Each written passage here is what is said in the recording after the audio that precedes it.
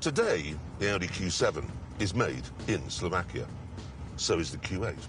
So is the Volkswagen Touareg, the Porsche Cayenne, the Porsche Cayenne Coupe, the Land Rover Defender, the Land Rover Discovery, the Peugeot 208, and the Volkswagen Up. They actually make more cars per head of population in Slovakia than any other country in the world.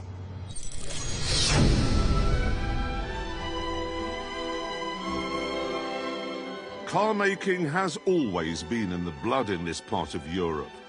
In pre-Soviet times, Tatra were engineering demigods, and they were even better at aerodynamics. Even under the stranglehold of communism, Skoda turned out handsome sports cars and rally weapons that could meet and beat their well-funded rivals from the West. And that was just the stuff we knew about. In 1957, when communism in Czechoslovakia was at its sootiest and most monochromatic, a small band of engineers at Skoda, only about half a dozen of them, decided to build a car they could race at Le Mans. And this is it. Although it was designed as a racing machine, so tightly packaged that the bonnet had a little dimple to accommodate the offset cylinder head, it is nevertheless a thing of exquisite beauty.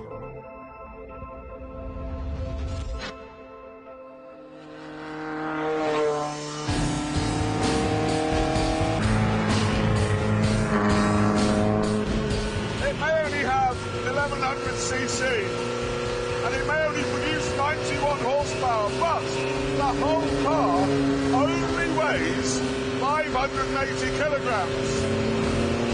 I've got a top speed of 124 miles an hour in a car that's no bigger than my bar. And it revs to 8,500 RPM.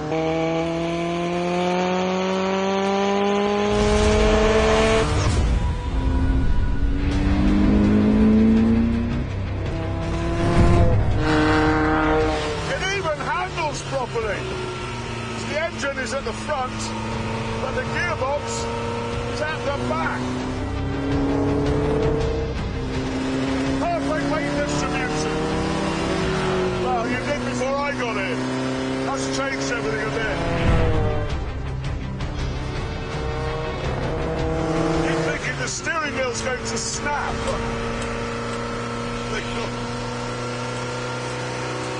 That doesn't fill me with a lot of confidence, that bit, but we'll gloss over it. Oh, this is the very definition of a sports car. This is what Ferrari should be making today, and Maserati, and Alfa Romeo. Very small, very light, very fast, and agile, frantic little car. I love it, I absolutely love it.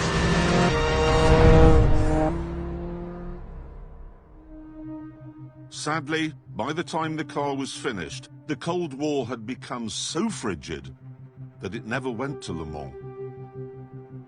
And only 2 were ever built. At this point, I was going to let Captain Miserable have a go in it. But then I realised that actually, he was better suited to this.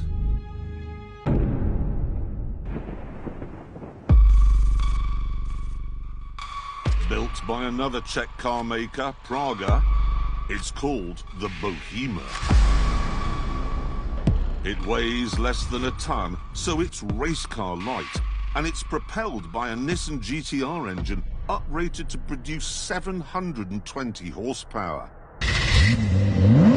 That means it will reach 190 miles an hour and go from 0 to 60 in less than 3 seconds. This thing, then, it's got James May written all over it. Holy crap!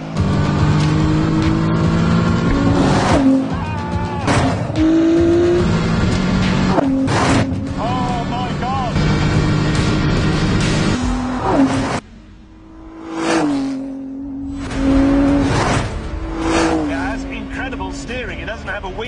a yoke. But even on a fairly tight circuit like this, I never need to move my hands from that 4-to-3 position.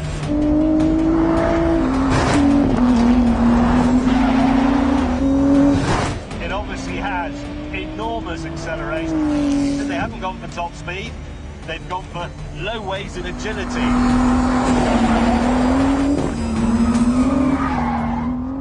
And it definitely has that. It's wonderful. It's just wonderful. £1,000,000. It's £1,000,000 of your pounds. Does look good, that. It's a difficult path to tread, isn't it? It's got to look childish and silly. Yeah, because it is. Yeah. But it looks accomplished and finished. See, the Czechs were always good at this sort of thing. They just had to put up with a slight interruption. World War II, getting bombed, but then having to live under the Soviets.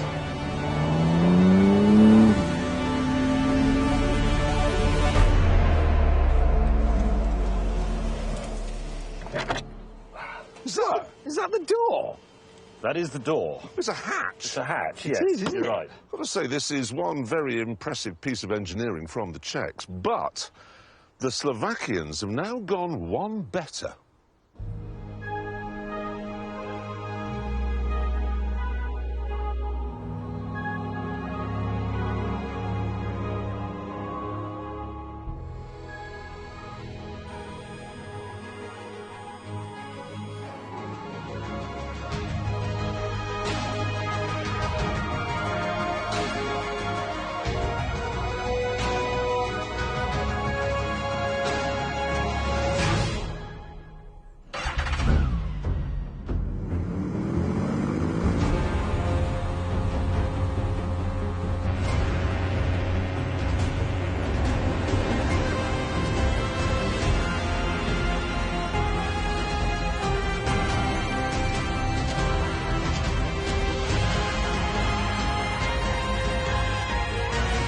It's flying.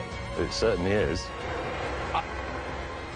I've never actually seen that.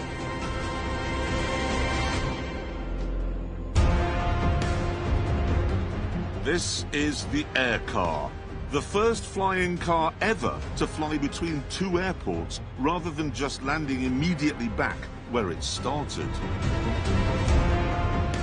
It can whiz through the air 8,000 feet up at 120 miles an hour. And its maker, Stefan Klein, reckons he will be able to put it on sale in a year.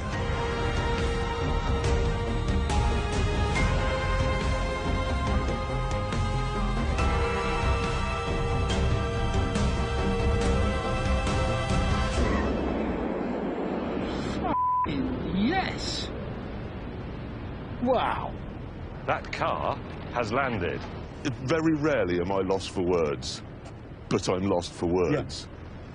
I mean, honestly, they've always said ever since we were kids, well, there'll be flying cars one day, and you think, no, there won't. The other important thing to point out is that not just a flying car, but it did drive here. Yes, it did. That arrived by road. It drove down the motorway. Yep, and then became an aeroplane.